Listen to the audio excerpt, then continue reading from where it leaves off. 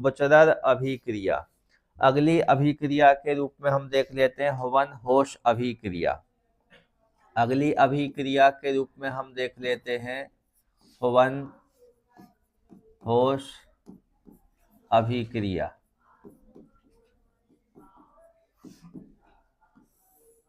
हवन होश अभिक्रिया, तो एक तो बनेगा हवन होश अभिक्रिया में ऑब्जेक्ट जो फिनॉल होता है, फिनॉल यह अभिक्रिया देता नहीं है।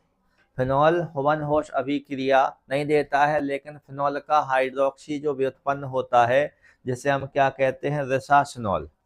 क्या कहते हैं, रेसासिनॉल कहते हैं। तो सबसे पहले तो जो अभिक्रिया नहीं देता है हम उसके बारे में लिख लेते हैं। फिनॉल यानी बेंजीन रिंग, बेंजीन रिंग के ऊपर हम क्या लगा देंगे, OH। इसकी क्रिया कराएंगे किसके साथ, CH3CN के साथ। तो यहाँ पर यह अभिक्रिया नहीं होगी, तो यहाँ पे लिखेंगे नो रिएक्शन। फिनॉल यह अभिक्रिया नहीं देता है, लेकिन फिनॉल का हाइड्रोक्सी व्युत्पन्न, फिनॉल का क्या हो जाएगा, हाइड्रोक्सी व्युत्पन्न। फिनॉल का हाइड्रोक्सी व्युत्पन्न क्या हो जाएगा, रेसासिनॉल हो जाएगा। रेसासिनॉल यानी क्या होता है, बेंजीन रिंग के ऊपर क्या हो जाएगा, OH हो जाएगा, और मेटा वाले स्थान पर भी क्या हो जाएगा, OH। तो इसे हम क्या कहते हैं, रेसासिनॉल कहते हैं। क्या कहते हैं, रेसासिनॉल कहते हैं। इसकी क्रिया हम कराएंगे किसके साथ, CH3CN के साथ। किसकी उपस्थिति में, निर्जल ZnCl2 की उपस्थिति में। किसकी उपस्थिति में हो जाएगी क्रिया, निर्जल ZnCl2 की उपस्थिति में क्रिया होती है, तो एक अस्थायी यौगिक बनता है। पहले तो हमें यहाँ पर क्या देखने के लिए मिलेगा, पहले तो एक यहाँ पर हमें अस्थायी यौगिक देखने के लिए मिलेगा। अस्थायी यौगिक को याद कैसे करके रखें, तो सबसे पहले तो आपको इसमें रेसासिनॉल का फॉर्मूला ही लिखना है।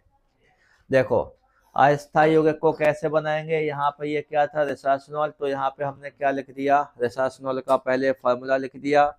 इसके बाद क्या हो जाएगा, यहाँ पर single bond C, double bond, और यहाँ पर सिंगल बॉन्ड। अब यहाँ पर देखो, एक तो ये क्या है, ये CH3 है। एक क्या हो जाएगा, ये आपका CH3 हो जाएगा। तो ये CH3 हमने लगा दिया ये। अब ये क्या है, CN है। ये क्या है, CN। इस CN में से C तो आ गया आपका ये। अब यहाँ से क्या बचा, N बचा, और जहां पर ये C बेंजीन रिंग के साथ जुड़ा वहां से क्या निकलेगा, एक H बाहर निकलेगा। तो इसके साथ में क्या लग जाएगा, NH। क्या बन जाएगा, ये अस्थायी यौगिक बन जाएगा। ये बन जाएगा आपका एक प्रकार का अस्थायी यौगिक। अस्थायी यौगिक इसलिए कहा गया है क्योंकि ये कुछ समय के लिए बनेगा, और इसके आगे क्या होगी, क्रिया। इसके आगे क्या होगी, क्रिया होगी, तो फिर किसका निर्माण हो जाएगा, डाईहाइड्रोक्सी एसीटोफिनोन का क्या हो जाएगा, निर्माण हो जाएगा। डाईहाइड्रोक्सी एसीटोफिनोन को भी आप कैसे सीखेंगे, इसमें भी सबसे पहले हमें आवश्यकता होगी रेसासिनॉल के फॉर्मूले की। तो सबसे पहले तो हम क्या लिखेंगे, रेसासिनॉल का फॉर्मूला यानी डाईहाइड्रोक्सी।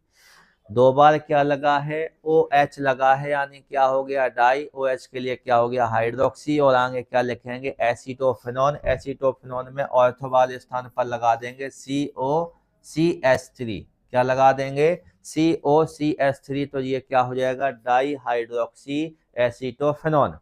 बेंजीन रिंग के ऊपर जब COCH3 लगा देते हैं तो वो फॉर्मूला बन जाता है आपका एसीटोफिनोन का। और इसमें दो बार क्या लगा है, OH लगा है, इस कारण ये क्या हो गया, डाईहाइड्रोक्सी, और एसीटोफिनोन तो साथ में है ही। तो इसका इस पूरी संरचना का नाम क्या हो गया, इस पूरी संरचना का नाम हो जाएगा आपका डाईहाइड्रोक्सी एसीटोफिनोन। डाईहाइड्रोक्सी एसीटोफिनोन का क्या होता है, निर्माण होता है। अब यहाँ पर ध्यान दें, ये अस्थायी जो यौगिक था, इस अस्थायी यौगिक का यहाँ पर हम क्या कराएंगे, जल अपघटन कराएंगे। तो यहाँ पर हमें डाईहाइड्रोक्सी एसीटोफिनोन प्राप्त हो जाएगा, और इस अभिक्रिया को हम क्या कहेंगे, हवन होश अभिक्रिया कहेंगे। तो एक तो आपको ये याद करके रखना है कि जो फिनॉल होता है, फिनॉल हवन होश अभिक्रिया नहीं देता है, लेकिन फिनॉल का जो हाइड्रोक्सी व्युत्पन्न होता है जिसे हम क्या कहते हैं, रेसासिनॉल कहते हैं। रेसासिनॉल मेथिल साइनाइड के साथ निर्जल ZnCl2 की उपस्थिति में क्रिया करके एक अस्थायी यौगिक का निर्माण करता है, जिसका जल अवघटन कराने पर डाईहाइड्रोक्सी एसीटोफिनोन का क्या होता है, प्रमाण होता है। इस अभिक्रिया को हम क्या कहते हैं? हुवन-होश अभिक्रिया कहते हैं। तो रेसास्नॉल की सहायता से ही फॉर्मूले सीखे जा सकते हैं। इसके बाद हम अगली